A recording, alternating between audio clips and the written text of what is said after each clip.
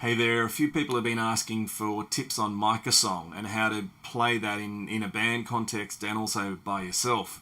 So I thought I'd show you those two things. First of all, I'll show you the two main guitar parts in the intro to Micah song, and then I'll show you, if it's just yourself on an acoustic guitar, what you'd do.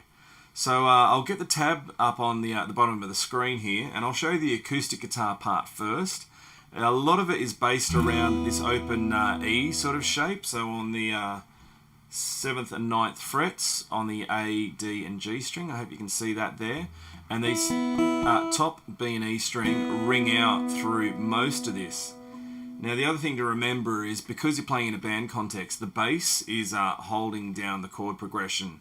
So a lot of the changes, so let's say the second chord there, which is a C sharp, on the acoustic guitar you're still playing an E-shaped chord. So it's only when you pull it all together it starts making sense. So you'll have to trust me on that one and try it with you and a couple of your mates. Anyway, here's the acoustic guitar part. I'll slow it right down for you.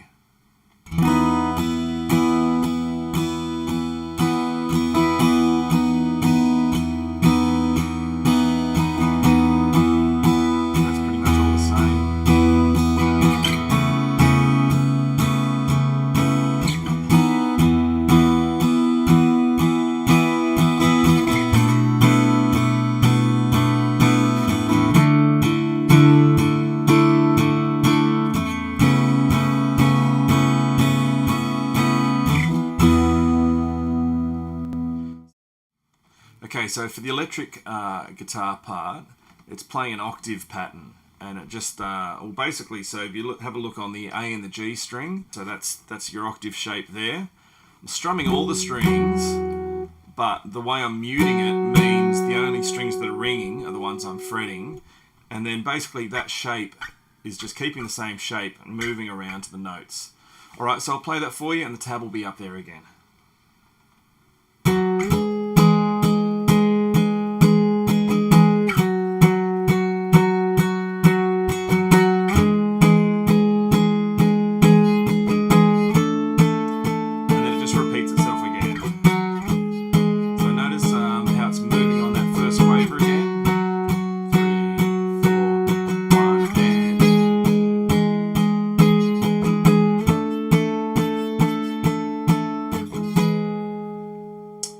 So that's pretty easy.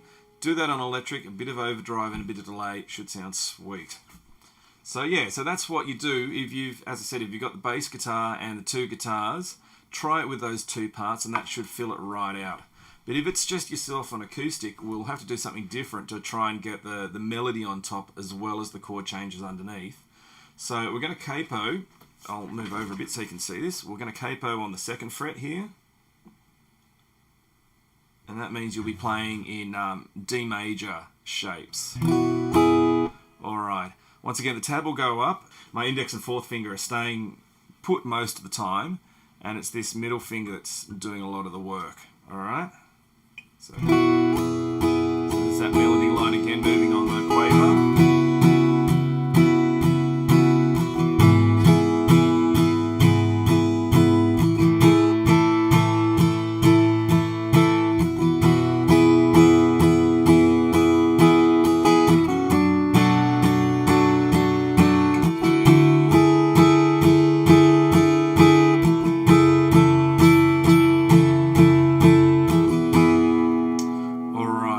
Hopefully that sort of makes sense.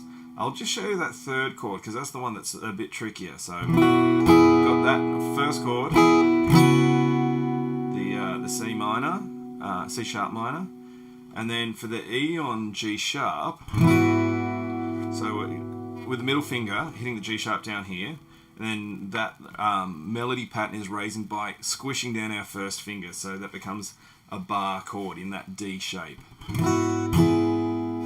Okay, so that's the tricky one. Everything else should pretty much make sense. Cool, well I hope that helps you get your fingers around this song, and please get back in touch with me if you need any more tips. But my real desire is that we just won't play this song, but we'll live out what this song's talking about. That we'll act justly, love mercy, and walk humbly with our God. Because it doesn't matter how good a noise we're making if we're not doing that. Okay, so let's go and do that. All right, catch you later. See ya.